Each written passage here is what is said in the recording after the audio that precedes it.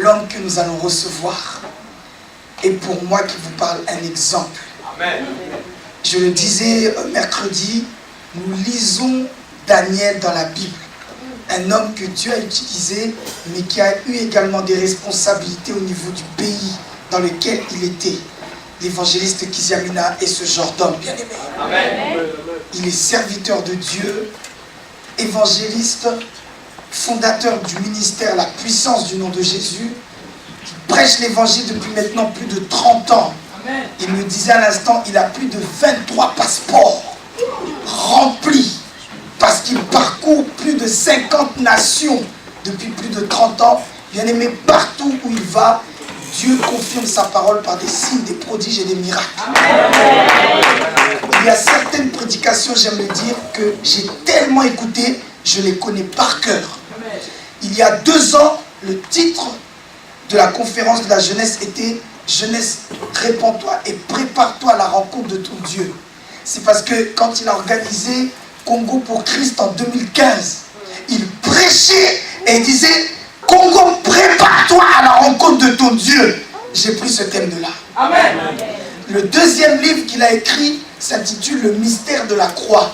La dernière nuit de gloire que nous avons eue, le titre était le mystère de la croix. Amen. Tout ce que j'ai prêché, c'est ce que j'ai lu dans son livre. Amen. Tu avais été béni, oui ou non? Amen. Et il y a comme ça plusieurs choses que je peux vous dire. J'ai tellement capté tout ce qu'il fait qu'il ne cesse de m'influencer. C'est un exemple. Il a été député au Congo. À l'Assemblée nationale, en prêchant Jésus, il a été député. Amen. Si Dieu l'a fait au Congo, Dieu peut le faire ici aussi. Amen. Dans les 7 sphères d'influence, nous avons vu qu'il y a la politique, qu'il y a également les médias. Tel que vous le voyez là, il est patron d'une chaîne de télévision et de radio au Congo. Amen. Mais il est également serviteur de Dieu. Amen. Qui donne un bon amen. Amen. Il est également responsable et fondateur des écoles. Depuis plus de 30 ans, il a formé plusieurs personnes à l'école qui vont jusqu'au bac, tel que nous le voyons. Nous aussi, nous pouvons faire la même chose. Amen. Cette onction, il va nous la transmettre. Amen. Amen bien. Amen. Également, il a des fondations pour aider les orphelins, etc., etc. Je pense que lui-même va se présenter. Alors, nous allons faire les choses en 3 temps. Premièrement, il va nous enseigner. J'aime dire que ce genre de personne, il a juste besoin de nous parler et nous sommes bénis. Amen. La deuxième chose, tu auras l'occasion de nous poser des questions. Note, toi qui notes. Pose des questions, écris les questions et nous aurons 10 à 15 minutes où tu pourras poser toutes les questions que tu veux. Il nous répondra par la grâce de Dieu. Et la troisième et dernière partie, il priera pour nous. Amen. Je suis content du nombre que nous sommes parce qu'il pourra tous nous imposer les mains. Amen. Je vous l'ai dit mercredi, depuis le jour où il a prié pour moi, mon ministère n'est plus le même. Amen. Les portes des nations se sont ouvertes. Amen. Je prêche en prison, je prêche partout. La Belgique m'appelle, l'Allemagne m'appelle, les États-Unis même nous ont appelés depuis qu'il a prié pour moi. Est-ce qu'on peut accueillir, s'il vous plaît? Avec des cris de joie, s'il vous plaît.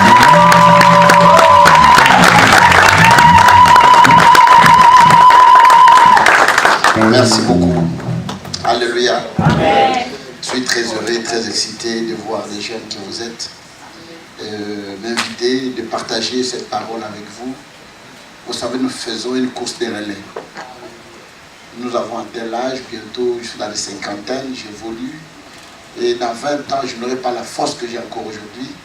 Mais il fallait bien que nous puissions passer les relais à vous, pour que demain vous puissiez avancer avec l'évangile. Amen. Je vous prie de vous asseoir. La première des choses, comme il a demandé l'évangéliste Prosper, de partager mon expérience, de partager mon témoignage avec vous. D'abord, pourquoi je suis très heureux de vous voir? Parce que je me retrouve en vous. J'ai reçu le Seigneur Jésus-Christ étant Seigneur et Sauveur à 19 ans. Amen. À 19 ans, j'ai donné ma vie à Jésus. Et à 23 ans, j'étais consacré évangéliste. Et à 23 ans, j'ai commencé le ministère de la puissance. qui a aujourd'hui 80 églises à travers le monde. Amen. Nous sommes aux États-Unis, à New York, à Connecticut, nous sommes à Paris ici, nous sommes à Londres, nous sommes en Belgique, nous sommes en Suisse, à Genève, et nous sommes en Côte d'Ivoire, nous sommes en Angola, au moins nous avons 11 églises en Angola. Dans la ville de Kinshasa, on a 25 églises dans toutes les provinces. Nous sommes aussi en Australie et dans beaucoup de pays où j'ai implanté des églises. Amen. Amen. Mais je voulais vous dire une chose, que sans Jésus-Christ, vous ne pouvez rien. Amen. Tu peux être intelligent, tu peux être béni, tu peux être d'une bonne famille, tu peux être très intelligent, mais quand quelqu'un n'a pas Jésus-Christ, il est mort. Sans Jésus, vous n'avez pas d'avenir. Parce que moi, je l'ai vécu personnellement, je l'ai écrit dans mon livre, dans le premier livre que j'ai écrit, de la poussière à l'élévation. Donc, dans ce livre, je suis en train de parler de quelque chose. À 8 ans, nous sommes restés orphelins de père et de mère. Nos parents étaient morts. La dernière personne à mourir, c'était la mère. Notre maman, elle est morte. Moi, j'avais 8 ans. Et de ces 8 ans, nous étions dans la ville de Kinshasa. Et là où nous étions, personne ne pouvait nous prendre en charge. On était obligés qu'on parte au village natal, au bled, comme vous le dites. Donc, là où nous sommes partis, on ne connaissait personne. C'était la première fois qu'on arrive là-bas. Et la vie était très pénible, la vie était difficile.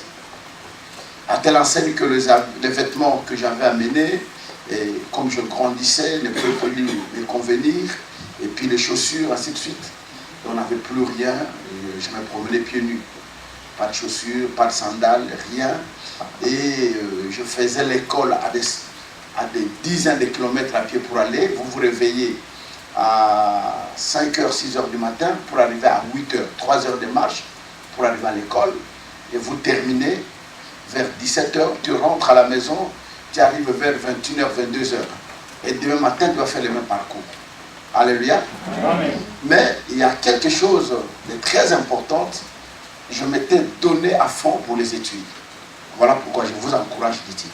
Amen. Amen. Vous devez étudier parce que si vous n'étudiez pas, vous risquez de passer du côté de la plaque. Parce que les études vont vous forger. Les études, c'est une clé qui va vous amener là où même vos parents ne sont pas arrivés. Donc, il peut t'ouvrir des portes même jusqu'à la présidence de la République. Amen. Alors, je m'étais donné vraiment à étudier et je voulais devenir prêtre catholique, un abbé. Alors, je suis allé au couvent, j'ai passé beaucoup de temps, j'ai fait au moins 6 ans.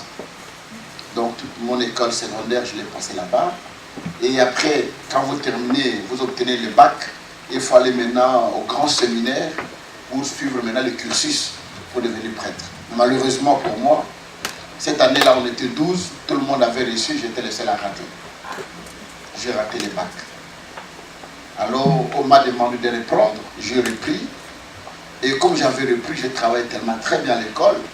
Et on manquait quelques professeurs. On m'a demandé de faire le cours jusqu'en terminale. Je vais donner le cours de philosophie, les cours de mathématiques et les cours d'histoire. Et d'autres cours dans les restes des classes. Nous étions 15. On va faire encore le bac, malgré que j'étais professeur.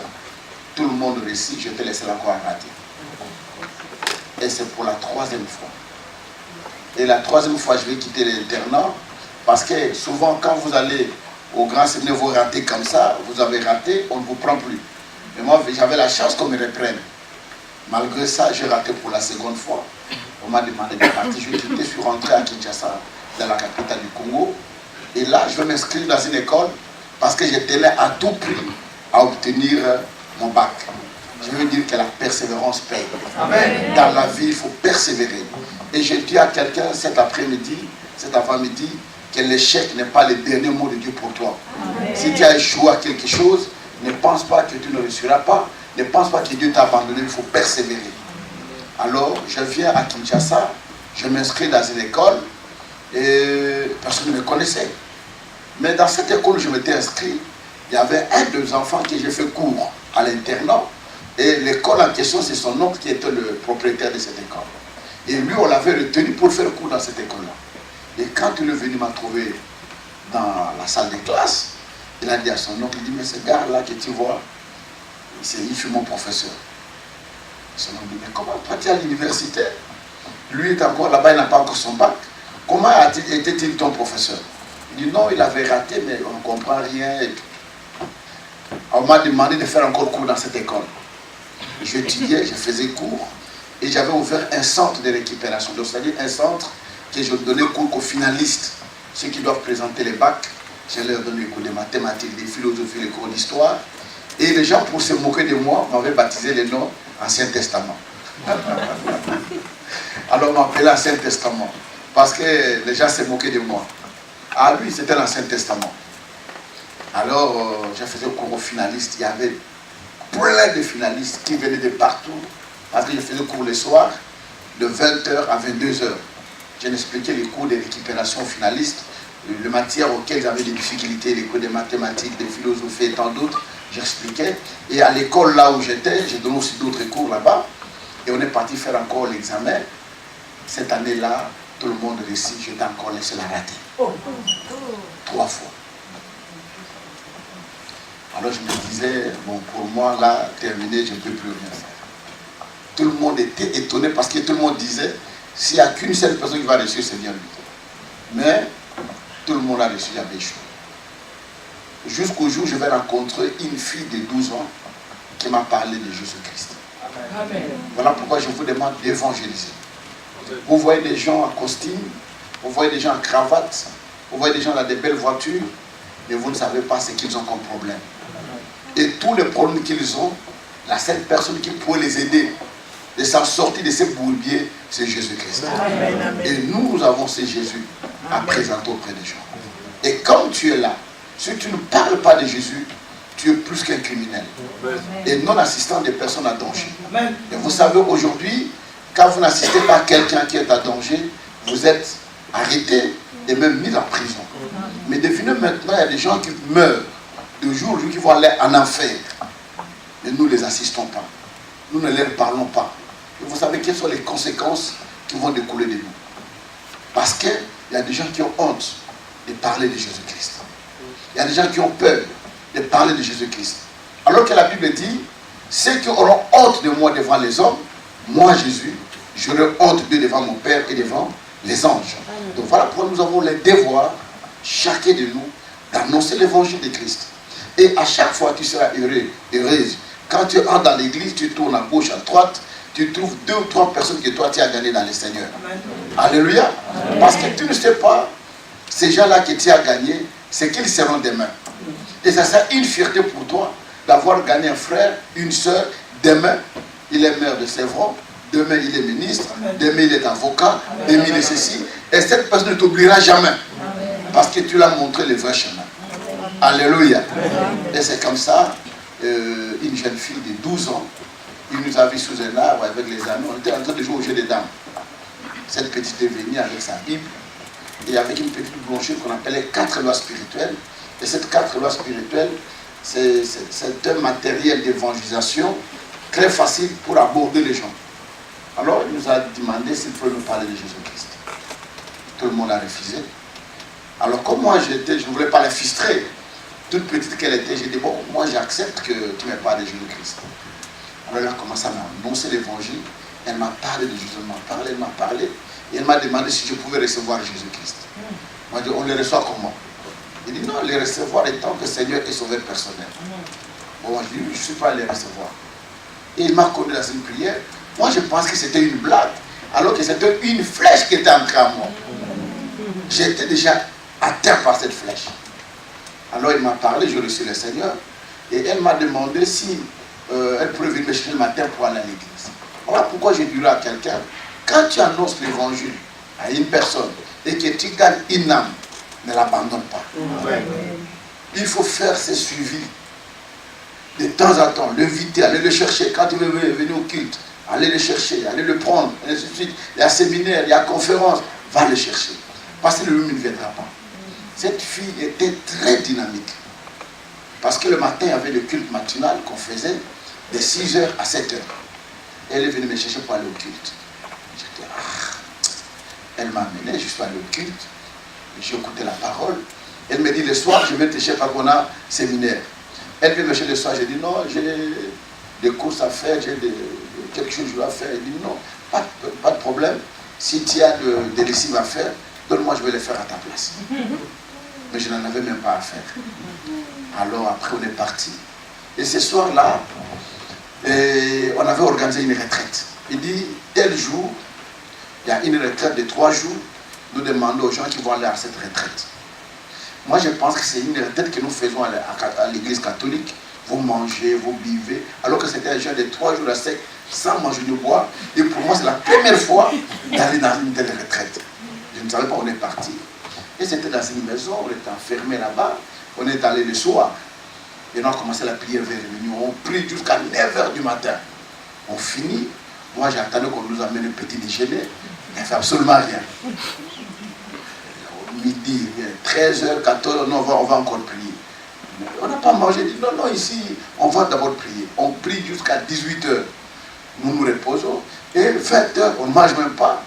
Le deuxième jour, je n'ai pas me relever. J'ai dit, aujourd'hui, je dois fuir. Je laisse tout, je vais fuir. Maintenant, mais comment je vais fuir?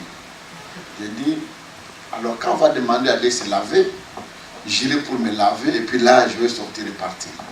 Et malheureusement, oui, heureusement, les frères qui nous dirigeaient disent non, aujourd'hui, nous n'allons pas nous laver, personne ne va sortir, nous restons dans la retraite. J'ai dit, ça n'est pas possible. On a continué le deuxième jour, mais le troisième jour là, je ne pouvais plus. Mais comme il y avait des filles qui étaient là, des jeunes sœurs qui étaient là, ils étaient très forts, ils chantaient. Et moi, je dis, mais comme je suis un garçon, si je m'affaiblis encore, ils vont se mourir de moi, je dois me forcer. Alors, je me suis forcé le troisième jour là, et on est arrivé à minuit, on devait clôturer la retraite. Nous étions à genoux, on fait la prière de clôture. Et pendant qu'on était en train de prier, je vois les ciels s'ouvrir. Les ciels s'ouvrir. Et les gens avaient déjà fini à prier, je dis Amen. Mais moi, mes bras étaient cloués, comme ça, et je pleurais, les larmes coulaient de mes yeux. J'ai vu les ciels s'ouvrir, et je vais voir une Bible ouverte. Et les passages que j'avais lus, c'était le livre de Marc, chapitre 16, à partir du verset 15 jusqu'au verset 20. Allez, faites de toutes les nations, mes disciples. Voici les miracles qui accompagneront tous ceux qui auront cru à mon nom, ainsi de suite. Alors, il y avait la Bible qui descendait, il y avait le globe terrestre sur la Bible. Je le crois, je regarde, et tout le monde s'est moqué de moi. Je dis, qu'est-ce qu'il y a? J'ai commencé à raconter ce que j'avais vu, et voilà comment j'ai commencé à aller à l'église tous les jours. À partir de ce jour-là, je m'étais converti, et cette année-là, je vais décrocher mon diplôme d'État. Amen. Je vais décrocher mon bac, et j'ai évolué rapidement dans le Seigneur, parce que j'étais fou de Jésus.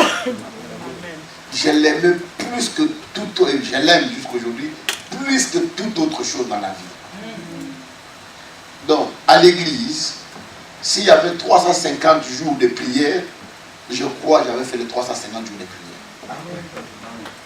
Tout le jour, je ne ratais jamais la prière. J'étais assidu. Il y avait des veillées, il y avait des retraites, il y avait des séminaires. Tout le jour, j'étais là. Et ce qui m'a poussé de grandir rapidement dans la foi. Vous connaissez le frère René Lecroix? Vous le connaissez? Oui. Il fut mon pasteur. C'est-à-dire que lui, et ils étaient mes aînés dans la foi. Et quand on lui a donné une série de prières pour diriger, moi, on m'avait envoyé là-bas comme intercesseur dans la cellule où lui était en train de diriger. Alléluia. Amen. Donc, au bout de 2 ans, j'étais déjà responsable. J'ai dirigé la commission d'intercession, j'ai dirigé la commission de délivrance, et au bout de 2 ans, on m'a donné une cellule de prière pour diriger. J'ai commencé déjà à diriger une cellule de prière, et dans la cellule que j'étais en train de diriger, évoluait très rapidement. C'est là, dans cette cellule, que j'avais gagné le frère Mouta Kamoka. Et c'est fut parmi mes premiers interprètes. Dans la cellule où j'étais en train de diriger, et il y a un évangile vraiment puissant qui est Serge Mouiki en Angola. Ce sont l'équipe avec laquelle j'étais en train de travailler dans cette cellule. Et au bout de 2 ans et demi de ma conversion, mon pasteur venait d'une retraite. Il passe là où j'habitais. Parce que quand j'avais donné, il y a un détail que je ne vous ai pas donné. Quand je m'étais converti, comme je priais tellement, j'habitais chez ma tante, Et un soir, son mari, le mari de la tante m'a appelé pour me demander, est-ce que toi tu as tué quelqu'un dans ta vie ou comment? Ou bien tu as des fétiches? Parce que même si on prie, toi tu exagères. La nuit tu pries, le matin tu pries, tous les jours tu vas à l'église, tu n'arrêtes pas, et tout ça. Alors pour nous, nous pensons que tu dois quitter la maison. Donc on m'a chassé de la maison et je me suis retrouvé dans la rue. Je ne savais pas où je vais dormir, je ne savais pas où je vais manger, je ne savais pas où je vais avoir un morceau de pain. Donc la vie était pénible. Mais malgré toutes ces épreuves, je n'avais pas abandonné Jésus-Christ. Je disais au Seigneur que malgré le temps, malgré les moments, malgré les difficultés, malgré tout ce qui se passe, je m'accroche à toi parce que je sais que tu es fidèle. Tu es celui qui n'abandonne personne. Même si les hommes abandonnent, mais toi, tu ne m'abandonneras jamais. Et je m'étais accroché à Jésus. Voilà pourquoi je vais vous dire une chose. Peut-être vous vivez des persécutions dans vos familles, des persécutions avec vos parents. Pourquoi vous allez à l'église? Pourquoi vous priez avec vos amis? Ils vont vous surnommer, ils vont vous donner des noms, ils vont se moquer de vous.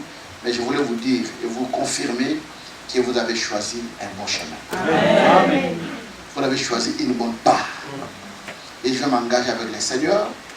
Et quand j'ai décroché mon diplôme, je vais commencer à enseigner. Je vais commencer à enseigner parce que je n'avais pas de place. Et je vais avoir un petit studio où j'habitais. Malgré ça, je continue toujours à aller à l'église, à évangéliser, à organiser des croisades, aller dans des hôpitaux, prêcher l'évangile, aller dans des prisons, parler de Jésus-Christ. Donc, personne n'a revenu et de ce que les saints étaient en train de faire. Il y avait des miracles inédits. Il y a ceux qui ont regardé certaines de mes vidéos, des paralytiques de naissance qui s'élèvent, qui marchent, des aveugles, les sourds, des muets, des résurrections des morts. Et je n'en revenais pas. Je suis en train de prêcher ici, même les passants sont en train de tomber sur la route. Et je n'en revenais pas, je demandais même à Dieu, Seigneur, parce qu'il a dit, ce petit-là, il a de la magie, il a des fétiches. Et moi, j'allais arrêter pour demander, Seigneur, enlève-moi cette magie-là. Enlève-moi cet esprit-là qui fait tomber les gens, cet esprit-là et tout ça, je ne voudrais pas. Mais ce n'était pas l'esprit, c'était l'onction du Seigneur. Amen. Voilà pourquoi j'ai toujours dit aux gens, l'évangile sans miracle n'est pas l'évangile. Parce que la Bible dit, voici les miracles qui accompagneront ceux qui auront cru. Amen. Ils vont croire à quoi? À la parole. Et quand vous annoncez cette parole doit être accompagnée de signes, de prodiges et de miracles. Et le seul secret pour que vous viviez des signes, des prodiges et des miracles dans votre vie, c'est la crainte de Dieu. Amen. Marchez dans la sanctification, dans la vie de prière, de jeûne et de sacrifice. Alors, mon père spirituel venait d'une retraite. Il est passé vers la maison là où j'habitais. Il me dit, cette nuit, nous avons veillé, il faut que tu viennes prier avec moi. Je suis allé prier avec lui. Et cette nuit-là, il me dira, il est en retraite. Dieu lui a parlé de prier pour moi, qu'il me libère. Je dois aller commencer mon ministère. Et je n'avais que 2 ans et demi dans la foi. Environ 3 ans. Je ne connaissais pas grand-chose dans le Seigneur. Commencer une église, commencer un ministère. Où faut-il commencer? Que faut-il faire? Je ne savais absolument rien. Et j'ai commencé à prier. Ce n'est pas comme aujourd'hui, les gens, avec 2 versets, et il s'est fait pasteur, il doit commencer l'église, il n'est pas formé, on n'a pas prié pour lui. Des rebelles. Laisse-moi te dire, un rebelle ne prospère jamais. Amen. Même si tu fais semblant de prospérer, tu ne prospéreras jamais. Amen. Il faut quitter avec la bénédiction du Père. Amen.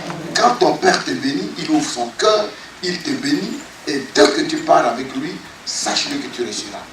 Mais si le Père ne te bénit pas, tu te rebelles d'une manière ou d'une autre, même si tu fais semblant 1 année, 2 ans, 3 ans, tu finis par chier. Alors, on a prié pour moi. J'ai dit, mais commencez le ministère. Bon, moi, je vais rester évangéliste itinérant. Je ne vais pas faire une église. On va m'inviter par-ci, par-là, je peux aller prêcher. Et la première église qui va m'inviter, c'est l'Assemblée de Dieu. Une église de l'Assemblée de Dieu. C'était une grande église. Et là, j'avais 22 ans. On m'invite dans cette église pour aller prêcher. Je prêche, je prie pour les gens. La moitié de l'église était par terre. Il y a des gens qui vomissaient, il y a des gens qui criaient. Il y a même des papas, des mamans qui ont fait caca dans les vêtements. C'était la première fois qu'on voit toutes ces choses-là. Et après la prière, on va me convoquer. pour me dire que, bon, le mercredi, tu viens à la réunion pastorale, à la réunion des anciens, nous avons te parler. Et le mercredi, je suis allé à la réunion, et ils me diront, bon, mon fils, tu prêches bien, mais donne-nous la magie que tu as. Nous voulons te délivrer, nous voulons faire une délivrance pour toi, mais il faut que tu nous remettes la magie, les pentacles et tout ce que tu as. Je dis, mais je ne connais pas tout ça. Je dis, non, parce que ce que tu as fait le dimanche, c'est plus fort que ça. Tu vois ce qui s'est passé, les gens vomissaient, il y a même des mamans qui ont fait caca dans les vêtements, ils ne pouvaient pas rentrer dans leur maison, et à cause de toi, en tout cas, tu dois donner la magie. Alors comme je n'en avais pas, on m'a chassé. On me demande de ne plus rentrer dans cette église, je suis parti. Et je vais partir, il y avait un homme, un pasteur qu'on appelle Elissoudi, lui, il était magicien, il s'est converti, il avait un groupe de prière dans un quartier qu'on appelle Salon, donc le quartier IP, des autorités. Il avait un groupe de prière là-bas. Et comme il venait de se marier, il avait voyagé pour aller présenter sa femme à ses parents en province. Alors les gens qui étaient restés avec ce groupe de prière m'ont demandé d'aller prêcher. J'ai prêché pendant une semaine. Des 40 personnes que je prêchais pendant la semaine, jusqu'à la fin de la semaine, on était arrivé déjà à 200 personnes. Pendant une personne. Donc il n'y avait même pas de place. Alors ils m'ont demandé si je pouvais travailler avec eux. J'ai dit, pas de problème, moi je n'ai pas d'église, on a déjà prié pour moi, on m'a libéré, je peux travailler avec vous. Et j'ai commencé à travailler pendant 3 mois. Et de 3 mois, les 36 personnes que j'avais rencontrées, on est arrivé jusqu'à 500 personnes. Et il n'y avait plus de place. Le culte commençait à 17h, mais il faut arriver à 14h, même à 13h pour avoir une place. Il y a même des gens qui venaient le matin, ils mettent déjà son sac sur la chaise et puis ils rentrent encore à la maison pour aller se préparer. Dieu faisait tellement de choses extraordinaires et ce qui a fait que mon ministère a évolué très vite. Alors quand le pasteur est revenu après 3 mois, il est rentré le lundi, le samedi il m'appelle pour me dire ne viens plus dans cette église, tu dois partir. Je dis pourquoi? Il dit non, je suis convaincu que tu ne peux plus travailler ici, tu dois partir et vas-y. Je dis merci. Et c'est comme ça je vais aller dans une retraite pendant 40 jours en forêt. Seul. Je prends mon sac, je vais en forêt, je dis je dois aller chercher la face de Dieu. Je te voulais te dire aussi une chose, que tout ce que tu as besoin demande la volonté de Dieu. Ne fais rien par plaisir de le faire, ne fais rien parce que les gens voient que tu as fait, mais demande toujours la volonté de Dieu dans ce que tu veux faire. Vous êtes des jeunes, bientôt vous allez vous engager peut-être dans les chemins de mariage, de fiançailles. Ne t'engage pas avec quelqu'un sans demander la volonté de Dieu. Parce que si tu ne demandes pas la volonté de Dieu, tu t'engages, le jour où il y aura des problèmes, ne viens pas te demander à Dieu pour dire Seigneur pourquoi ça. Parce qu'il te dira, quand tu t'es engagé, tu ne m'avais pas demandé, tu ne m'avais rien dit. Voilà, il est très important. Tout ce que tu veux faire dans ta vie, même si la chose est en train de briller, et là on a toujours dit, tout ce qui brille n'est pas de Dieu. Alors vous devez le savoir, demander la volonté de Dieu. Et pendant ce temps-là, j'étais connu dans la ville parce qu'on m'invitait partout dans des groupes de prière, organiser des croisades, organiser des séminaires. J'étais tellement connu dans la ville. Mais je n'ai pas dit comme je suis connu, je dois aller commencer une église. Je suis allé dans une retraite. Je fais 40 jours en forêt. Et le jour que je serai de la forêt, tu ne peux pas me reconnaître. J'avais tellement maigri. Là, des fois, je ne prenais que de l'eau. Là, des fois, je ne prenais que des biscuits. Là, des fois, je ne mangeais pas. J'étais à sec. Et je sortais. J'avais une grosse barbe. J'avais le cheveu comme un petit fou. Et j'ai dit, je dois chercher le Seigneur. Et c'est dans cette retraite-là que Dieu me demandera que je devais commencer un ministère que j'ai refusé. Avec la bénédiction de mon épouse, qui avait dit non, nous partons, on est parti ici, on nous chasse, on n'est pas là-bas, on nous chasse. Mais si tu ne commences pas un groupe de prière, parce qu'à ce temps-là, ce n'était pas des ministères, parce que les réveils étaient si forts que les gens sortaient des églises, parce qu'on était jeunes, mais il y avait des choses qui se faisaient extraordinaires. Vous montez même dans le bus comme ça, tu commences à prêcher à des gens qui tombent dans le bus. Parce que les réveils n'étaient pas. Nous sommes parmi les pionniers de ces gens-là qui ont commencé des groupes de paix, des réveils au pays, d'organiser des croisades d'évangélisation. On était jeunes, à ma bouche, on n'avait rien, il n'y avait même pas de micro comme ça, voix sèche. Vous êtes en train de prêcher, mais le Seigneur s'est manifesté puissamment. Alors, je sors de la retraite. Une maman nous a donné un terrain, une parcelle. On devait commencer un groupe de prières. Sous un arbre, on n'avait pas d'hangar, on n'avait même pas de chaises, on n'avait absolument rien. Il n'y avait même pas un tam-tam, on n'avait même pas de micro, comme ça. Il nous a dit, vous pouvez commencer ici. Et on a commencé comme ça, sous cet arbre-là. Et nous nous mettions sur des blocs de briques. Comme on n'avait pas de chaises, on mettait 2 briques, on mettait les papiers, et les gens venaient s'asseoir. Et on a commencé, et on a évolué comme ça. Et par la grâce de Dieu, quelques temps après, je devrais reprendre mes études. J'étais pasteur, et je suis allé à l'université pour faire des Sciences Po. Je suis allé à l'université, je fais 5 ans, je finis, et comme j'avais distingué, on m'a retenu comme professeur assistant de cours d'introduction à la science politique à l'université et des cours de l'histoire politique.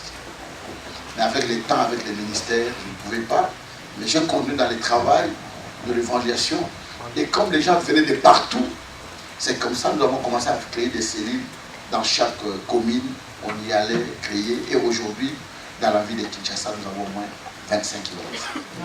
Et je vous dirai une chose, ce que tu as besoin, c'est Dieu qui peut te donner.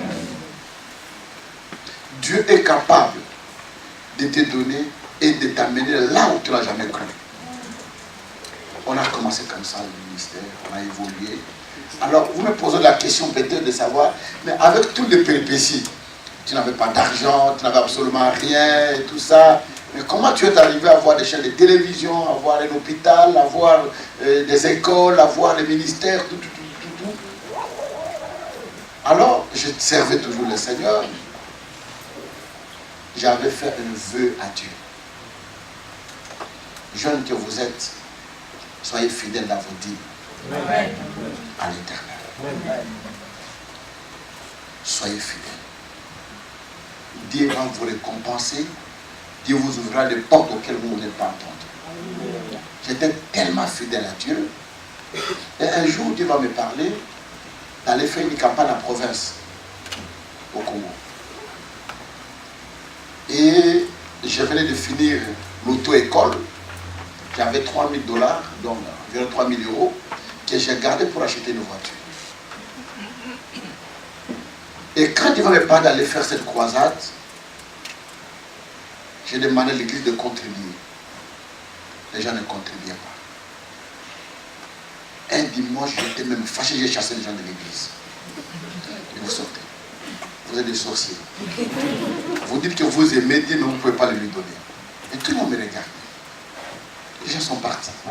Je rentre à la maison, je commence à prier. Dieu me dit, mais pourquoi tu les as chassés? Cette église ne t'appartient pas, l'église m'appartient. Toi, tu leur demandes de donner, mais toi, tu n'as jamais donné. C'est que tu as là-bas. Je dis, Seigneur, mais tu sais bien que je dois acheter une voiture. Dieu me dit, il faut donner. Et le dimanche, je prends 1500, je donne à l'église. Et voilà, je donne 1500. Si les gens peuvent donner, qui peut donner 120 et ainsi de suite, pour qu'on puisse compléter pour cette campagne. Tout le monde me regardait comme ça. Je dis, mais qu'est-ce qui se passe? Il faut que je les chasse encore. Bon, Dieu m'a dit, je ne les chasse pas. Je rentre à la maison, Dieu me dit, non, je ne t'ai pas dit de donner 1500, mais de tout donner. Tu sais que je n'ai pas donné. Je fais des insomnies. Voilà pourquoi donner à Dieu n'est pas facile. On peut chanter facilement. On peut danser facilement. On peut prier facilement. Mais donner, c'est là où le diable nous combat. Parce que le diable sait, en donnant, nous recevons. En s'aimant, nous moissonnons. Et c'est là qu'il doit nous bloquer pour nous laisser dans la pauvreté, dans la misère. Et à la fin, je me suis décidé de donner tout. J'ai donné, et quand j'ai ajouté les 1500, l'église s'est levée, les gens ont donné. Et j'ai vu qu'on jetait le blocage pour que les gens ne donnent pas. Nous sommes allés en province, on a fait la campagne. Tout ce qu'on a eu comme offrande en province, c'était 100 €. pendant 4 jours de campagne. Tu sais que je pleurais à l'hôtel. Parce que moi je pensais, quand on va y aller, alors je peux avoir 1000, je vais rajouter et acheter une voiture. Mais maintenant je n'ai que 100, avec tout ce qu'on a dépensé. On est rentré, j'étais fatigué, mais Dieu le savait. Un frère qui priait à l'église, qui était un diamantaire, il faisait le commerce des diamants, il est venu me chercher à la maison. Il vient me voir, il me dit, bon, je vais avoir une maison, je veux que tu ailles prier pour la maison avant que j'entre. Je suis allé, on a prié, et quand je devrais partir, il me dit, tu sais conduire, je vais déterminer le toit école. Et il me dit, voilà, je te donne cet arrangement vert, tu peux la prendre.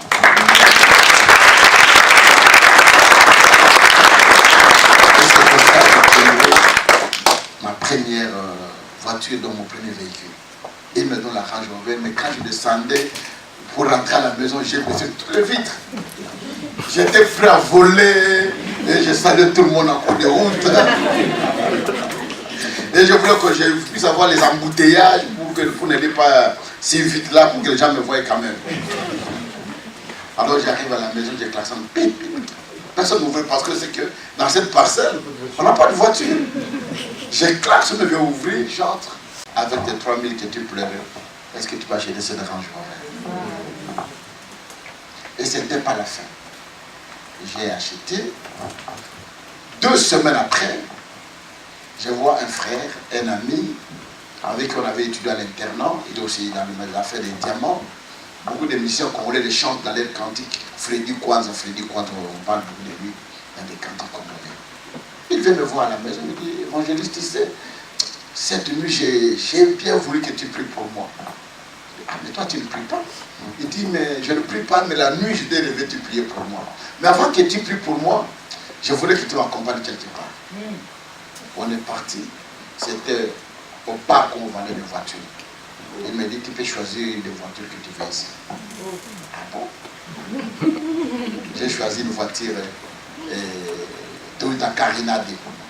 Il a sorti $6 000, il a payé, je suis rentré, maintenant j'en avais 2. On a évolué, 1 mois après, il y avait un frère qui était là pour vendre ses véhicules, il a vendu tous les véhicules, il y avait un qui restait. Une Jeep Fiat Campagnolo. Alors il dit voilà, on me demande de rentrer parce qu'il doit commencer le travail. Mais j'ai pas. Pasteur, vous m'avez bien reçu à votre église, je rentre là-bas, je te laisse cette Jeep. Prends. Il me l'a donné. C'était 3. Et comme j'en avais 3, j'ai pris une, je suis allé donner à mon père spirituel. Amen. Tu dois savoir une chose, tel que nous sommes, nos parents qui nous ont mis au monde dans la chair, nous devons aimer plus ceux qui nous enseignent l'évangile. Nos parents nous ont donné la vie charnelle, mais les gens qui nous annoncent l'évangile nous donnent la vie éternelle. Amen. Cette vie charnelle, le jour que nous mourrons, ce corps, c'est parti, c'est de la boue, de la poussière. Mais la vie éternelle demeure. Et c'est comme ça que je suis allé donner une Jeep à mon père spirituel. Il a prié pour moi. Et une j'ai vendue, j'ai resté avec la Range Rover. La salle où on priait était devenue de plus en plus petite. Il faut prendre une grande salle. Il faut payer la caution. Mais on n'avait pas l'argent pour payer la caution. La nuit, le Seigneur me dit, vends cette Jeep et donne l'argent à l'église. Mais Seigneur, moi je roule déjà en voiture, maintenant je vais donner encore. Je vais marcher à pied. Non, Seigneur. Il me dit, tu dois donner. Et j'ai donné cette Jeep. C'est là où le miracle va commencer là-bas. Amen, amen, amen. 1 mois après, il y a une maman qui est en Suisse, à Genève. Je ne la connais pas. Elle ne m'a jamais vu. Et sa soeur priait dans notre église. Et la soeur a envoyé des vidéos, de mes prédications, à sa soeur qui est en Suisse. Et quand cette soeur a vu des vidéos, un jour elle a commencé à prier, mais des jeunes serviteurs comme ça, Seigneur, tu ne peux pas les envoyer en Europe pour venir prêcher l'évangile ici. La nuit, Dieu lui dit, c'est toi qui vas l'inviter. Et cette soeur fait l'invitation, achète les billets, elle m'envoie à l'ambassade de Suisse. Un matin, je vois les agents de l'ambassade venir me chercher pour aller avoir le visa. Je dis, non, ce n'est pas moi. Vous vous êtes trompé. Parce que je n'ai personne en Europe, je ne connais personne, je n'ai jamais été, et je ne suis même pas connu. Qui va m'inviter? Il dit non, c'est toi qui examine la Kibé là, c'est toi, viens chercher ton visa. Je suis allé, on m'a donné le visa, on m'a donné les billets, et j'ai programmé mon voyage pour venir. Et le jour qu'on venait, c'était là en 96. Je monte dans l'avion, je commence à pleurer. Ça me dépassait. Ça dépassait tout entendement. Je n'ai personne, je ne connais personne qui m'invite et on me donne facilement le visa. Alors qu'il y a des familles qui ont de l'argent, qui ont des renommées, n'arrivent pas à obtenir le visa pour voyager. Et moi, Dieu, tu me fais grâce. Qu'est-ce que je vais faire pour toi? J'ai dit, Seigneur, comme tu m'as permis d'aller en Europe, tout ce que j'aurai comme argent, je vais te donner. Amen. Ce qu'on donnera en nature, voiture, vêtements, chaussures, quoi que ce montre, c'est pour moi. Mais ce qui sera comme argent en espèces, c'est pour toi, le Seigneur. Et dans ma tête, je pensais bien que je pourrais avoir 3 000, 4 000, 5 000, je vais donner facilement. Et j'arrive en Europe, je travaille en Suisse, et le pasteur Hippolyte vient me chercher, le pasteur Antoine Mokalamba, je vais aller à Belgique chez le pasteur Tony, le pasteur Kibuto et tant d'autres pasteurs. Je travaille pendant 3 mois. Le jour que je devais rentrer, j'avais 54 000 euros. Alors moi j'avais dit à Dieu, tout ce que j'aurais comme argent, je te l'ai donné. Maintenant 54 000. J'ai dit, Seigneur, ça dépasse tout entendement. Je fais 3 jours, je ne dormais pas. La nuit, je me réveille, je commence à compter l'argent. Je compte. Je remets. Je compte, je remettais. Je compte, je remettais. J'ai dit, Seigneur, quel dois-je faire? Est-ce que tu ne peux pas me comprendre et te donner une partie que je garde une autre? Je négocie, mais Dieu ne me répondait pas. Voilà pourquoi dans la vie, quand vous prenez un engagement avec Dieu, il faut être sérieux. Quel que soit le prix à payer, il faut le faire. Tu as dit à Dieu, Seigneur, si tu me donnes le travail, mon premier salaire, je vais te donner. Et le premier salaire, c'est 7 000 euros. Donc, fais ce que tu as dit à Dieu de faire. Mais souvent, nous sommes des Ananias et Saphira. J'ai toujours pensé à l'histoire d'Ananias et Saphira. Ils ont pris l'engagement de vendre leur terrain et donner l'argent aux apôtres. Je crois que le terrain était dans un milieu marécagé. Un milieu tellement, peut-être des bandits, ils croyaient qu'ils peuvent vendre peut-être à 2 000 euros, 3 000 euros. Mais quand ils ont vendu, c'était 30 000 euros. Maintenant, ils ont commencé à penser, mais est-ce qu'on doit donner tout ça? Ils vont donner une partie et qui va les amener à la mort. L'infidélité détruit. L'infidélité devant Dieu dans les engagements que nous prenons. Si nous voulons réussir avec Dieu, nous voulons aller loin avec Dieu, nous devons être sérieux avec Dieu. Très sérieux avec Dieu. Et c'est comme ça, je vais me décider, Seigneur, que je te donne tout ça. Il dit, tu dois me donner. Ce que tu as dit, tu dois le faire. Alors je n'avais même pas de voiture, je n'avais pas une maison, je n'avais rien, j'étais locataire. Et 54 000 dans ces années-là, ce n'est pas une mince affaire. Je dis, je vais donner, je reviens en France ici, je vois le frère Carlito, vous le connaissez? Oui. Un musicien, chrétien. Il va m'amener vers les quais d'Ivry. Il y avait un grand dépôt où on vendait des grands instruments, où les jeunes avaient joué par-ci par-là. Je vais acheter les instruments de 20 000. Je prends ces instruments, j'amène au pays. Et le reste d'argent, je vais organiser ma toute première campagne d'évangélisation au stade. Je donne tout au Seigneur. Et cette campagne, jusqu'aujourd'hui, j'ai eu de telles croisades. Rien quand on annonce mon entrée au stade plein à craquer. On dit, nous levons, nous recevons l'homme de Dieu qui entre. Dès que j'ai fait mon apparition, le paradis commence à marcher. Amen. Les aveugles commencent à voir. Amen. Le sourd commence avant que je prenne, rien que quand je faisais l'entrée. Et ça a bouleversé toute la vie. Et je fais cette campagne. Les échos de cette campagne atteignent les Gabon, m'invite pour aller faire une campagne au stade de Gabon. J'arrive là-bas, je fais la campagne au stade. Il y avait tellement de miracles. Et le chef de l'État, le président, voulait me rencontrer. Ce qu'il a entendu, ce que Dieu a opéré, les aveugles, les sourds, les muets, les paralytiques. Il dit, je voulais voir cet homme-là, comment il est. Mais au deuxième jour déjà de la campagne, une femme me visite à l'hôtel. Elle me dit, pasteur, depuis que j'ai pris ce que j'ai vu, 2 jours je ne dors pas. Et Dieu m'a demandé de venir te bénir. Elle m'amène un carton, c'était 100 000 $. Et c'est là où Dieu me dit, à date d'aujourd'hui, je t'enlève de l'opprobre. Je t'enlève de la pauvreté. Je vis ta fidélité. Je vis ce que tu es. À date d'aujourd'hui, je te bénirai. Ce que je ferai dans ta vie, l'œil d'un homme n'a jamais vu, l'oreille n'a jamais entendu. La fidélité avec Dieu. Cette femme me donne l'argent, le chef de l'État me reçoit, et celui qui est aujourd'hui le président, là c'était le père, celui qui est président aujourd'hui, nous accompagne, et le chef de l'État me donne aussi un chèque très important, de plus de 300 ou 400 et quelques mille. Alors, on affrète même un avion, un jet, pour me ramener jusqu'à Kinshasa. J'arrive et je prends cet argent. Je n'achète pas une maison pour moi. Je n'achète pas une voiture pour moi. Je dis tout ça, je donne à Dieu. Amen. Mes frères et sœurs dans le Seigneur, donner à Dieu n'a jamais été facile.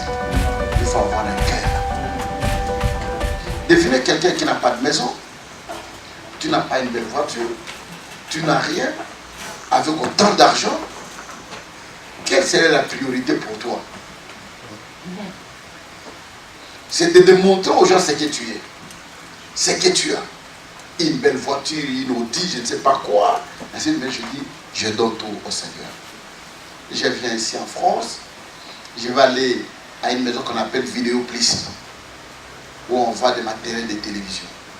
J'ai acheté des caméras, des barres de montage, des tables de montage, des sons. Je suis allé en Suisse, j'ai acheté les metteurs de la télévision. Je suis rentré au pays, j'ai acheté les metteurs de la radio, le matériel de la radio, de la télévision. J'ai acheté des parcelles à Minza, j'ai monté les pylônes et on a commencé la télévision. Tout ce que j'avais reçu, j'ai donné au Seigneur. Et ça ne s'arrête pas. Le prophète Mies qui est passé ici, il a prêché chez vous. Il va m'inviter en Angola. J'arrive en Angola et je prêche dans une croisade et un homme vient me voir. On l'a détourné $1 million avec les diamants. Il était un simple acheteur. Il me demande de prier pour celui qui avait voulu. Je fais une prière de foi. Mes frères et sœurs, le Seigneur, rien n'est impossible à Dieu. C'est nous qui limitons Dieu. Nous pensons que Dieu ne peut nous donner que des miettes. Dieu ne peut guérir que des maux de tête, des maux de bas-ventre. Et Dieu ne peut pas guérir autant de maladies. Non. Dieu guérit toute maladie. Et la puissance de Dieu ne peut se manifester que dans la mesure où tu crois.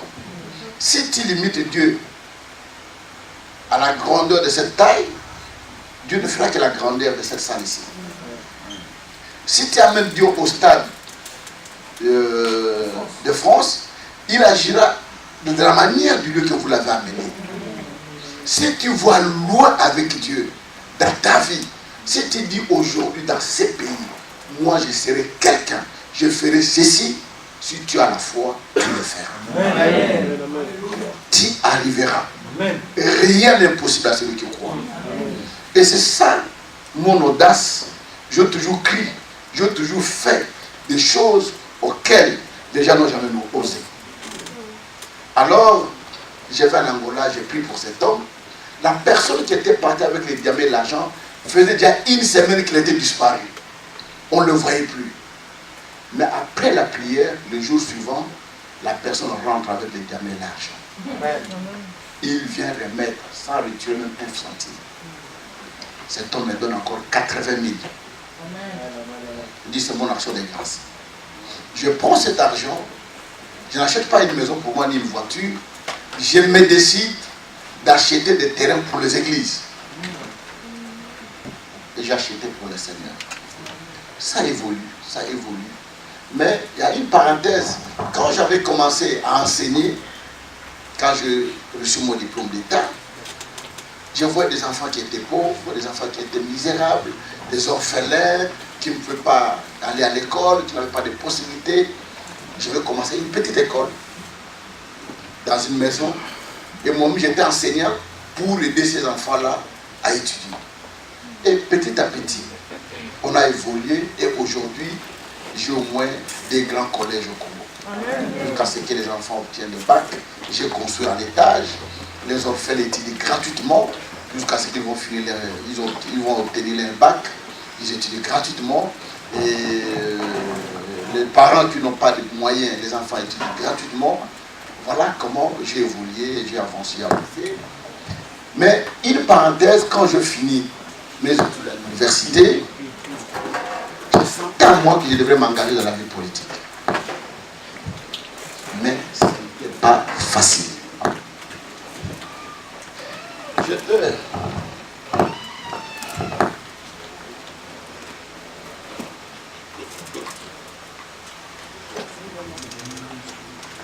Merci mon ingénieur. Alors,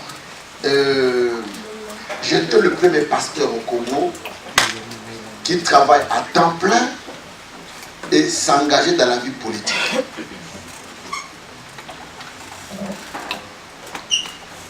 Les communs de mortels disent que la politique c'est le mensonge. N'est-ce pas? Quand quelqu'un est dans la politique, c'est du mensonge, c'est ceci, c'est cela. Mais moi, en tant que politologue de formation, je sais que la politique c'est la gestion d'une cité. Savoir à gérer les hommes que Dieu mette dans la cité, organiser la cité. Mais avant que j'arrive là, j'ai organisé beaucoup de croisades d'évangélisation. Comme le disait l'évangile Prosper, j'ai sillonné au moins dans 55 pays. 55 pays où je ne suis pas là en tourisme, mais organiser des campagnes. J'ai fait des campagnes dans 19 stades de football. 19. Au Congo-Kinshasa, en Côte d'Ivoire, au Cameroun, au Nigeria, au Bénin, au Congo-Brazzaville, en Angola, et dans de grandes salles, comme il y avait une grande salle ici qu'on appelait LEC, dans la salle Europe, c'était une salle de 3 000 à 4 000 personnes. On a organisé en Belgique, dans la salle Madeleine, en Suisse, partout. Je fais des grandes croisades, donc tout ce que Dieu m'a donné dans ma vie, je n'ai investi que dans l'œuvre de Dieu. Et jusqu'aujourd'hui, je n'ai jamais acheté une maison pour moi. Je n'en ai pas. Tous les milliers de dollars que Dieu m'a donné, des centaines de milliers de dollars que Dieu m'a donné, je n'investis que dans l'œuvre de Dieu parce que je n'ai jamais eu un partenaire. Je suis moi-même le partenaire de l'œuvre que Dieu m'a donnée. Quand je voyage, les gens me bénissent, le peu qu'on me donne, j'investis dans l'œuvre du Seigneur. Et peut-être dans les jours qui viennent, je vais penser quand même d'avoir peut-être à penser à acheter une maison ou bien à construire une maison. Mais je m'étais vraiment donné à fond dans l'œuvre de Dieu, dans l'évangélisation, en Afrique centrale, en Afrique francophone. Il n'y a pas un évangéliste, avec toute modestie de ma trempe, il n'y en a pas. Amen. Qui a fait autant de croisades. J'ai fait des campagnes de 100 000 personnes, comme le Stade de France, comme ça déborde même. Et les gens venaient dormir au stade pour avoir une place. Pour dire aux jeunes que vous êtes. Amen. Ne vous minimisez pas. Soyez conséquents avec Dieu. Il y a des grandes portes qui pourraient s'ouvrir devant vous. Dieu peut vous faire asseoir avec des grands. Est-ce que moi j'avais qu'à avoir des présidents que j'ai vus à travers? Il y a des chefs d'État qui cherchent à me rencontrer. Par rapport à l'œuvre de Dieu. Voilà pourquoi vous devez vous engager. Vous devez être sérieux avec Dieu. Et quand je devais m'engager dans la vie politique, ce n'était pas facile. Comment un pasteur doit faire la politique? J'en ai eu des coups de foudre de partout. Des émissions à la télévision. Les gens parlaient, les gens racontaient. Mais moi, je vais y aller. Mais comment vas-tu aller alors que tu n'as pas d'argent? Nous étions 3500 candidats pour 11 chaises. On avait besoin seulement de 11 personnes, mais nous étions 3500. Et dans les 3500, il y a des ministres, il y a des présidents de sociétés, il y a des hommes d'affaires, il y a des sportifs de renommée. Et moi, parmi les 3500, j'ai dit, je dois m'engager. Je vais te dire une chose, ce que tu crois, c'est ce que Dieu fera. Amen, amen, amen. Visez grand. Vois loin dans ta vie. Il faut avoir de grandes ambitions dans la vie. Même si tu échoues, mais tu as quand même tenté. Tu as quand même essayé. Et je vais aller, on m'invite dans une des provinces de l'Angola, à Cabinda, pour une campagne d'évaluation, à une semaine de la campagne électorale. Je vais faire une campagne là-bas au stade à Cabinda. Après la campagne, je finis. Le pasteur qui m'avait reçu me bénit avec 20 000 $.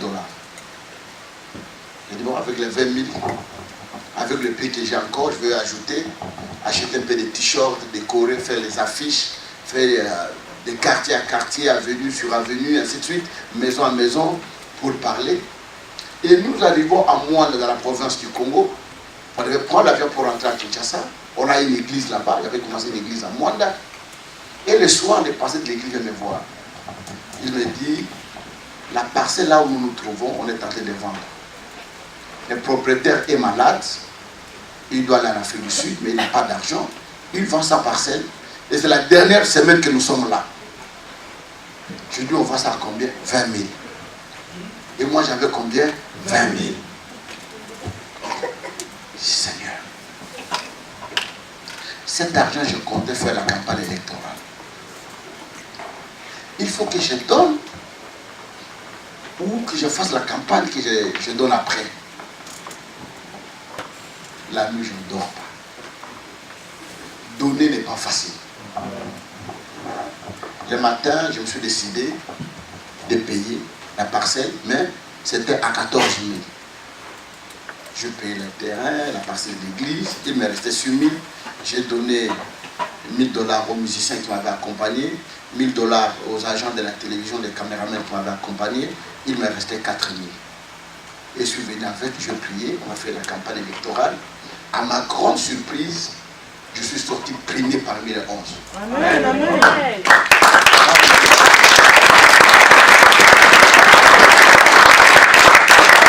Premier, avec plus de 12 000 voix. Et celui qui était deuxième avait 7 000 voix. Voici l'écart de plus de 5 000 voix.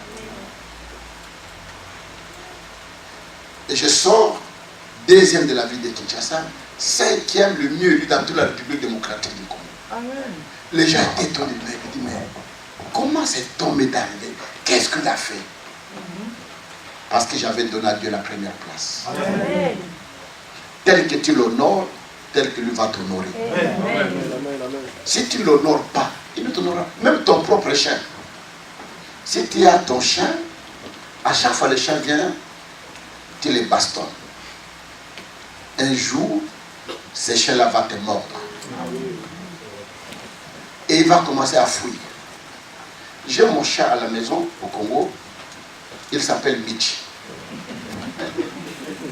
Alors ce chat-là, quand je le lis, comme je vois, j'ai beaucoup ceux qui restent à la maison des fois, il les tape. Alors quand on lui donne la nourriture, il vient, il prend, il fuit. Alors qu'est-ce que je fais? Quand je suis arrivé, je mangeais, je lui donnais la nourriture dans ma main, il venait le manger, je le mettais sur l'assiette. Une fois sur la table, je le prends, je le mets à table, et de côté, et à chaque fois quand il me voyait, il venait monter sur moi. Et le matin, il attendait dans ma chambre, il montait sur mon lit. Et j'ai compris que même les chats, il avait besoin de l'amour. Il avait besoin d'être honoré. L'amour que je lui ai donné a fait que ces chats qui fuyaient puissent s'approcher de moi. Et de la même manière que vous vous approchez de Dieu, que vous les servez, que Dieu s'approchera de vous et il vous donnera ce que vous avez besoin. Alors de quelle manière vous servez Dieu? Avec négligence. Nous sommes des jeunes, on n'a pas le temps d'aller à l'église, on n'a pas le temps de faire ceci, on n'a pas le temps de faire ça, alors que vous avez le temps de faire autre chose. Mais si vous voulez aller loin, donnez la première place au Seigneur. Et c'est comme ça que je me suis engagé en politique. J'ai dirigé la grande commission des sages du Parlement en cas de conflit. J'ai dirigé la commission socio-culturelle et j'ai été encore réélu à 2012. J'étais encore réélu à 2012 jusqu'à ce que je m'étais opposé avec le chef de l'État pour la révision de la Constitution et tant d'autres choses. J'ai été invalidé et là, nous nous battons encore dans les activités que nous sommes en train de faire. Mais malgré toutes ces choses, je n'ai jamais abandonné le Seigneur. Amen. Je ne l'ai jamais abandonné. Je continue à les servir dans la simplicité, dans l'humilité. Et à telle enseigne que nous sommes là, c'est normal, on est là, mais comment ce n'est pas facile de me rencontrer? Ce n'est pas facile de me rencontrer. J'ai une garde policière, des polices armées, qui sont dans mon escorte, même chez moi à la maison, même à l'église, même dans mon bureau, vu l'ampleur du travail que je fais. Mais en réalité, je suis ce que je suis. Je mange avec tout le monde, je vis avec tout le monde, je regarde tout le monde, je vois, parce que je sais où Dieu m'a pris. Je ne peux pas m'enorgueillir parce que je ne suis pas là par ma force, mais c'est par la grâce du Seigneur. Et voilà pourquoi, pour terminer, avant que je passe aux questions, vous passez aux questions, de tout ce que Dieu pourrait faire dans votre vie, soyez humble. L'humilité précède et l'orgueil précède la chute. Soyez humble, servez Dieu, marchez avec lui et l'Éternel notre Dieu vous bénira. Alors voilà, c'était ça mon expérience, mon témoignage.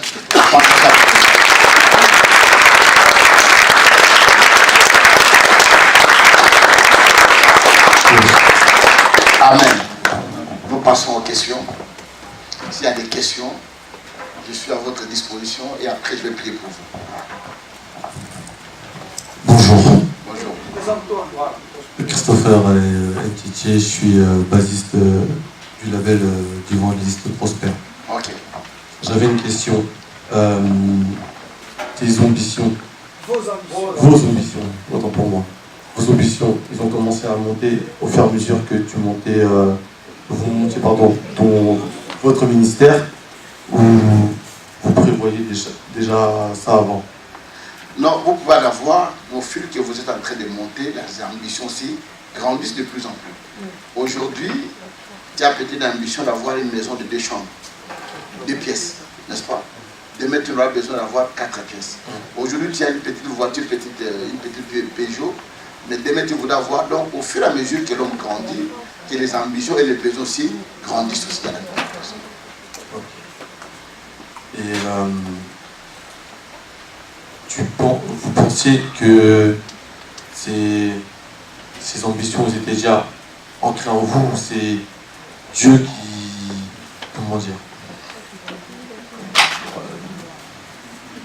Je ne sais pas comment dire. Ces ambitions-là, vous pensez que c'est Dieu qui me l'a donné ou bien c'est moi-même qui les ai? Comment dire? Comme si c'était ancré ou... Je sais pas comment... Oui, tu es ancré de toutes les façons. Chacun de nous, dès qu'il naît, il a des potentialités. Qu'il doit découvrir ce que Dieu a mis en lui et le mettre en valeur. Dieu dit, je connais le projet que je formé pour chacun de vous, de bonheur, d'espérance et non de malheur. Mais quitte à nous de comprendre quels sont ces projets à nous et qu'est-ce que nous devons faire.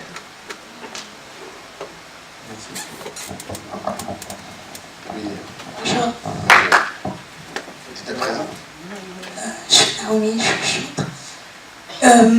par rapport à l'aspect séculier de ce que vous faites, comment vous avez trouvé que c'était la politique? Par exemple, moi j'ai fait du droit et quand j'étais petite, comme tout le monde, je rêvais d'être présidente, mais en grandissant, en fait, ça ne m'intéresse pas. Et donc je me dis, et malgré que ça ne m'intéresse pas, on va dire que je suis rentrée dans le droit parce que Dieu m'a fait rencontrer un professeur qui m'a inscrit à l'université de droit.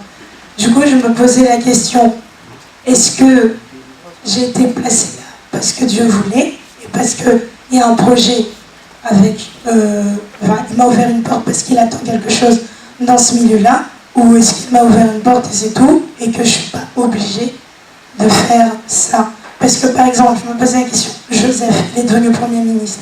Mais ça se trouve, il ne voulait pas devenir Premier ministre. Mais il a dû l'être. Et est-ce que c'est possible qu'on ne veuille pas faire une chose, mais qu'on doit faire une chose parce que c'est dans le plan de Dieu? Dans tous les domaines qu'on réussit facilement, c'est souvent les domaines qui Dieu a placés pour chacun de nous. Et dans les domaines d'obstacles, il faut demander à Dieu pourquoi des obstacles. Si vous voyez qu'il y a dans le temps, ça dit que ce n'est pas le chemin que Dieu a placé pour vous. Alors maintenant pour vous, vous pensez que les chemins que vous faites, il y a beaucoup d'obstacles où vous évoluez facilement. J'aime pas. Hein? C'est juste que j'aime pas. C'est facile parce que je fais pas d'efforts et j'y arrive. Donc j'imagine que c'est facile pour moi. Ok. Et ça m'intéresse pas. Ça ne t'intéresse pas, Dieu va orienter autrement. Il peut te donner quelque chose au début, mais qui va t'amener. J'ai vu des gens qui ont commencé à droite, qui sont devenus des journalistes, qui ont commencé à droite, qui sont devenus tel ou tel autre. Dieu commence avec une base. Moi, j'ai fait les sciences et je fais la pédagogie. Mais je suis allé en sciences politiques. Et j'ai découvert que c'est ce que Dieu m'a créé. Mais moi, personnellement, je voulais faire les droits dans ma vie. Mais je ne l'ai pas fait.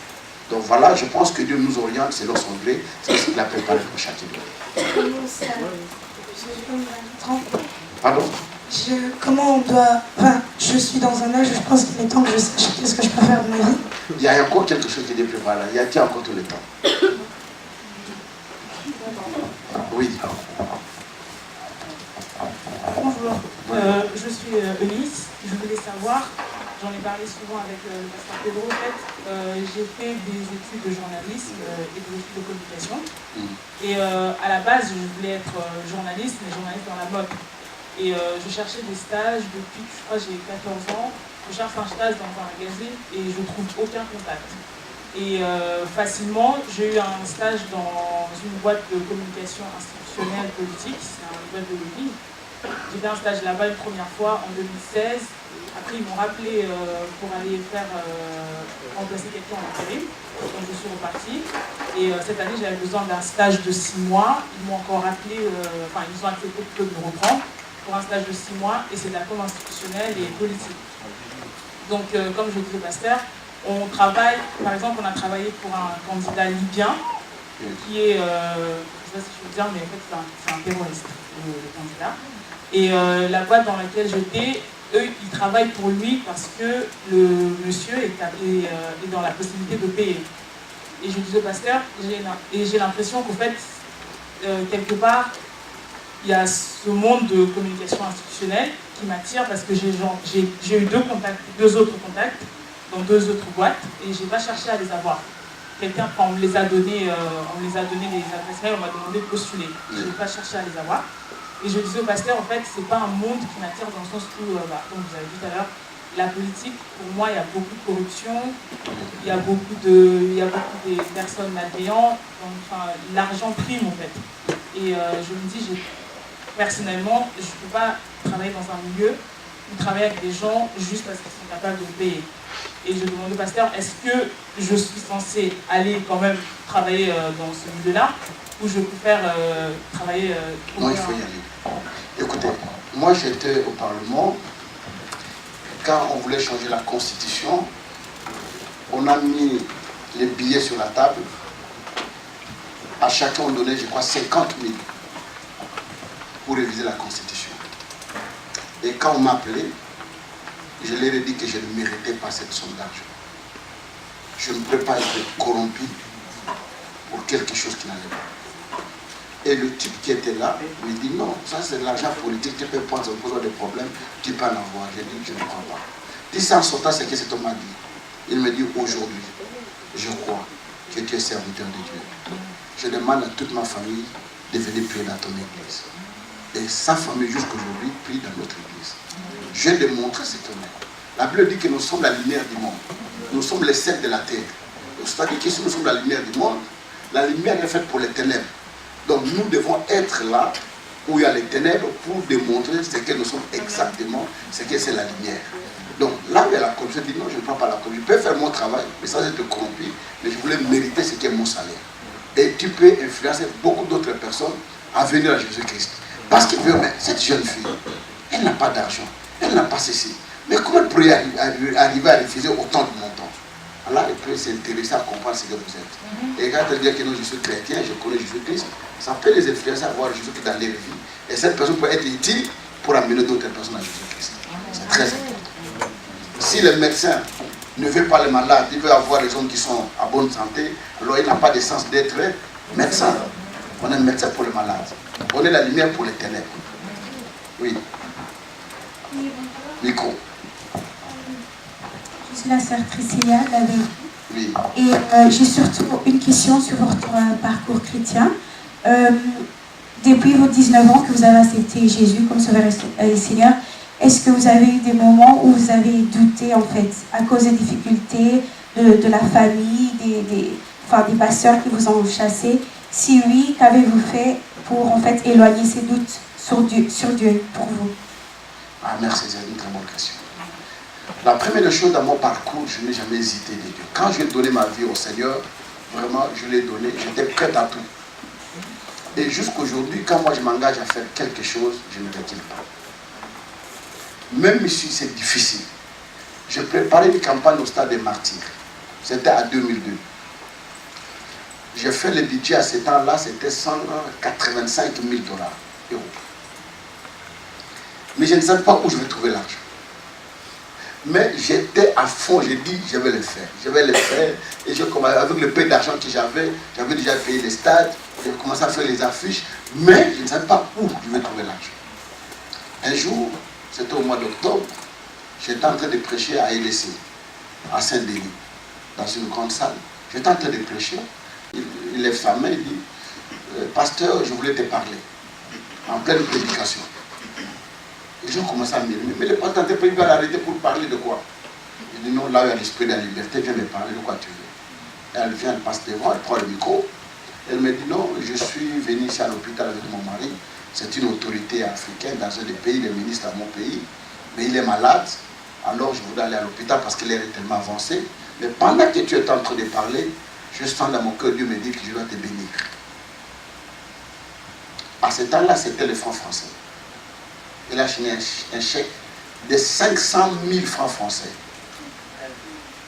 Elle me l'a donné. Et j'ai complété pour faire la croisade. Mais si je devrais me limiter pour dire que je n'ai pas d'argent, je ne vais pas le faire, je ne le ferai pas. Voilà pourquoi depuis là dans ma vie, je ne doute pas. Quand je m'engage à quelque chose, quels que soient les combats, moi j'avance. Et d'ailleurs, on a toujours dit, si tu ne rencontres pas Satan dans ton parcours, alors tu fais route ensemble avec lui. Donc dans la vie est faite des combats. Tu as des combats et à force de ces combats que tu vas réussir. Et on a toujours dit encore que l'homme se met devant l'obstacle. C'est devant l'obstacle que Dieu donne les yeux. Donc moi je ne doute pas quand je m'engage avec lui. Amen. Amen. Oui.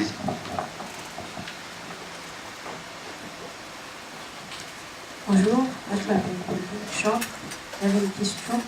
Vous avez dit que vous avez donné votre vie au Seigneur à 19 ans, c'est mon âge, et vous n'avez pas eu peur justement d'être trop jeune, trop pas mature, pas assez capable de faire ce que Dieu attendait de vous? Oui, au début, toujours ça arrive, mais je ne sais pas si c'est une destinée pour moi, ou une ambition, ou bien une vision. Mais quand je m'étais donné malgré 19 ans, malgré toutes les péripéties, malgré toutes les difficultés, malgré tous les combats, je ne regardais plus. Je voyais toujours devant moi Christ. J'étais prêt à mourir pour lui, j'étais prêt à tout pour lui. Et à telle enseigne que, à cet âge-là, j'entrais en forêt. Vous savez, les forêts africaines ne sont pas comme ici. J'allais seul tout le vendredi, tout le week-end pratiquement. Je partais en prière, je sortais les dimanches. Et je restais là-bas sans manger le bois, j'ai la face de Dieu, prier. Donc, je n'avais peur de rien, je ne m'engageais pas, je ne voyais pas ces difficultés-là. Pour moi, il y avait une joie tellement intense dans mon cœur de servir le Seigneur. Que je mange ou pas, pour moi, ça ne me disait absolument rien. J'étais très heureux d'avant dans la voie du Seigneur.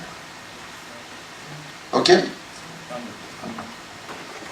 La dernière question, je pense. Oui. Bonjour, je m'appelle Lambert et je vais vous demander, est-ce que c'est facile d'être un homme politique? Ce n'est pas facile. J'ai toujours dit aux enfants de Dieu, si tu veux t'engager dans la vie politique, il faut être mature. Il faut être quelqu'un vraiment, tu sais que tu as des racines en Jésus-Christ. En politique, il y a beaucoup d'argent, mais l'argent sale. En politique, il y a trop de coups bas. En politique, il n'y a pas d'amis. Il n'y a pas d'ennemis, ce sont les intérêts qui comptent. En politique, on est proche de deux choses. La mort et la prison.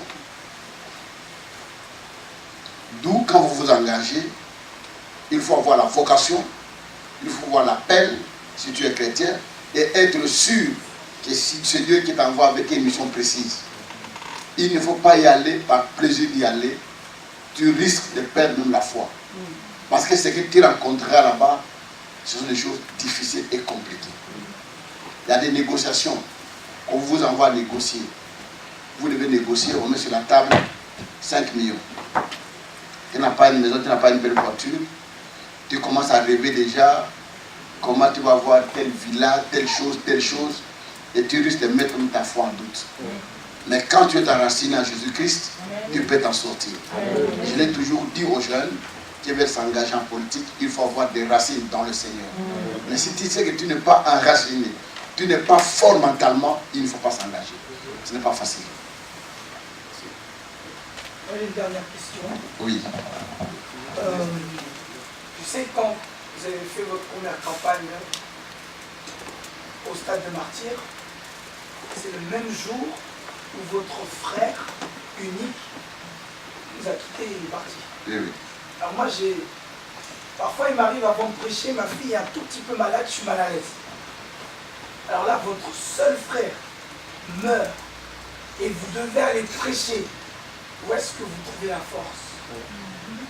Deuxième petite question, on va dire, avec toutes les critiques, parce que je ne sais pas, les jeunes ne voient pas, moi je vois tout ce qu'on vous dit, enfin du moins tout ce qu'on dit sur vous. Et là, les sorcelleries, maraboutage, j'ai vu qu'au mois de décembre de l'année dernière, ou d'avant, l'armée même envoyée par le président du Congo est rentrée dans l'église pour tirer sur les fidèles. Alors, comment vous trouvez la force pour gérer tout ça? En même temps, il y a la famille, en même temps, il y a vos affaires. Comment vous contrebalancez tout ça? Ah, c'est une très bonne question. Ce n'est pas facile. La première des choses, il faut être lucide de la manière. Il faut prendre les choses comme telles. C'est-à-dire, quand vous avez des difficultés, ne mettez pas ces difficultés en vous. Mais vous devez l'accepter de vivre avec. Comme quelqu'un, aujourd'hui, qui a une malformation, tu dois t'accepter comme tel. Si tu ne t'acceptes pas, tu ne vas pas t'en sortir. Ça sera un handicap pour ta vie, un handicap pour ta vie. Et ce qui fait que moi, je mets mon intérêt d'abord, je mets le Seigneur à toute chose. Comme on vient de le dire, j'ai commencé la campagne, c'était 4 jours au stade. Mon jeune frère était malade, pour moi c'est un frère, c'est un ami, c'est mon fils. Parce que quand moi j'avais 8 ans, lui il avait au moins une année, quand les parents sont morts. Donc je suis grandi avec lui, j'ai passé tout mon temps avec lui. Quand j'ai terminé, j'ai loué mon studio, on restait ensemble. Je me suis marié, on était avec lui. Et il était à l'université, il faisait l'économie. Alors, il est tombé malade. C'est là où j'ai compris que Dieu n'est pas ce que nous pensons. C'est une leçon pour moi de voir que tout ce que Dieu fait, ce n'est pas moi. Ce qui m'a poussé plus dans l'humilité, de ne pas m'enorgueillir. Parce que je vois des miracles, les morts ressuscités, je vois les aveugles voir, les paralytiques marcher. Mais j'ai pris mon frère, j'étais incapable qu'il soit guéri. Pour dire que Dieu est souverain. Il fait ce qu'il veut. Alors, quand il est mort, la première chose, je remercie le Seigneur.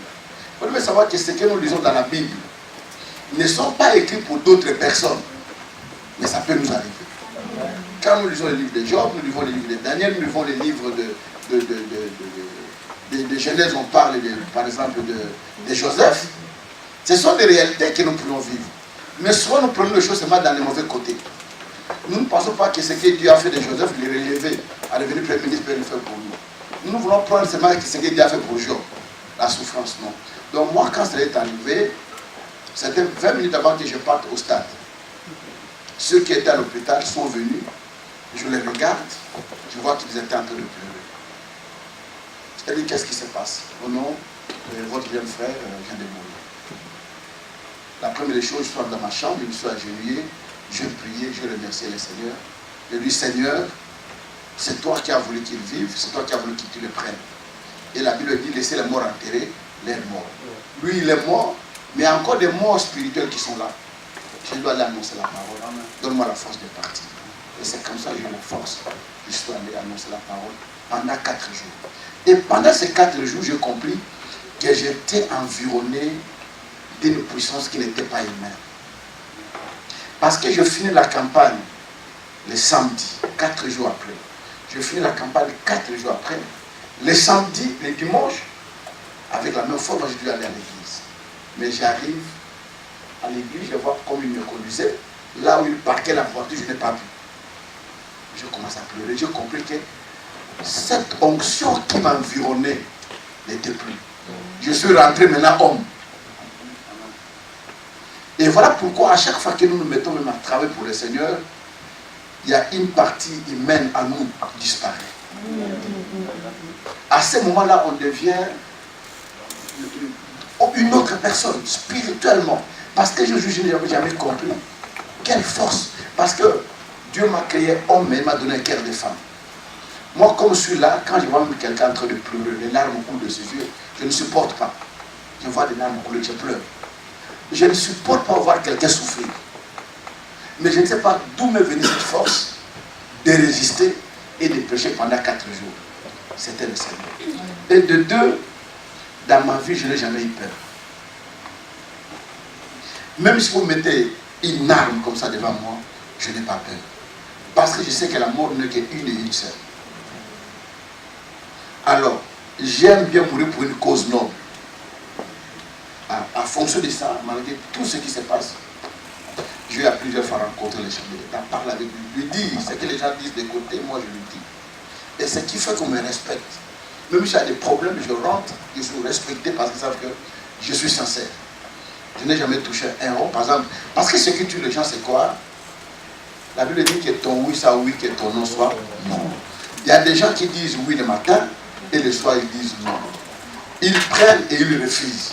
En politique, quand on te donne quelque chose, sache-le, on va te le redemander autrement. Si tu as refusé, refuse.